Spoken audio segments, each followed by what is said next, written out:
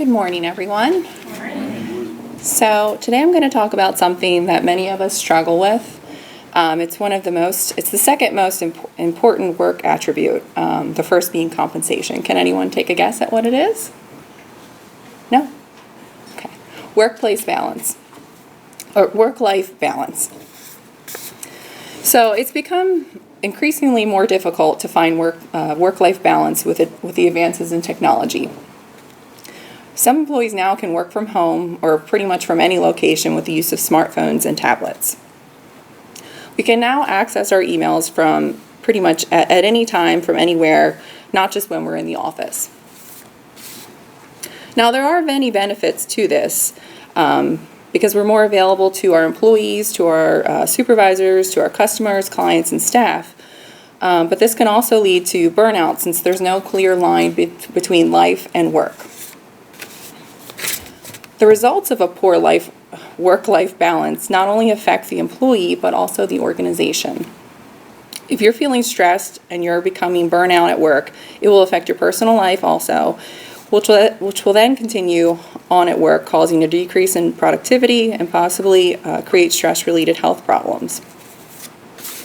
So then this also affects your work life. You may be missing time, it's going to be causing absenteeism, and it's going to affect your relationships with your coworkers. They may become disgruntled now that they're having to pick up your slack.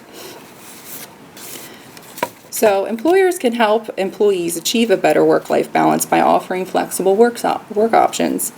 Some sections within DelDOT offer alternative work schedules to allow their employees to design their work hours to fit their personal commitments, and this helps reduce conflicts between work and personal responsibilities. We also play a vital role in achieving work-life balance for ourselves. Our employer can offer us a flexible work option, but it's really up to us in the end.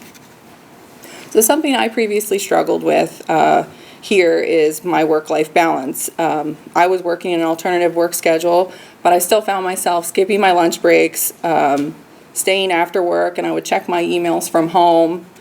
And it caused me to become very stressed after time. So I did this for a little while, but after some time I noticed a huge change in myself. I was always tired, stressed, and unhappy at work and at home. I'd become burnout. I became determined eventually to better balance my work and life for myself. After some time, I found 4 ways that helped me achieve this. The first thing I did was I disconnected. In a good way. I avoided checking my emails when I wasn't working. And if I did have to check them, I would check them at certain times. So I know it's not possible for everyone to not look at their phone because you always have your work phone with you and you have to look at your emails. But if you can, set certain times for yourself so that way you can enjoy your time with your children and you can be in the moment. The next thing I did was take a break. So I avoid skipping my lunch breaks. I always take a break, even if it's just for 20 minutes. I have to get out of the office. I remove myself, especially if it's a really stressful day. And it's something that I tell my colleagues very often. They're also really stressed out and they're not taking breaks and they're not taking care of themselves. And they end up getting sick and they end up missing time for work and it just causes more and more stress. So it's just like a circle and it's a cycle that just never ends. So you have to take care of yourself. So every once in a while it might be necessary. You might have to work through your lunch. You might have to stay late, but try to set boundaries. That way you're taking care of yourself and you're putting yourself first. Another thing I did was I put together a to-do list. It's something I already kind of did, but I made sure I did it every day. That way it helped me view my daily schedule and prioritize my tasks. Of course, unexpected things are going to come up each day, but at least you'll have an idea of what's ahead of you the next day. And lastly, most importantly, do something for yourself. Set aside at least once a week to do something just for you. Take advantage of the flexible work options if you have them available in your sections and do something for yourself. And it's not always easy to find the balance. You don't have to do anything drastic. You can start small and set realistic goals, like taking your dog for a walk every night or going for a jog or a bike ride every morning. Whatever makes you happy, even if it's just for 10 minutes. We're all happier when we're doing things we like.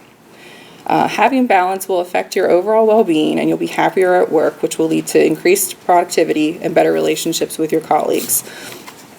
And something I want to leave you with is just a quote. It's, you can't do a good job if all you do is your job. So just take time to do things to make yourself happy. Thank you.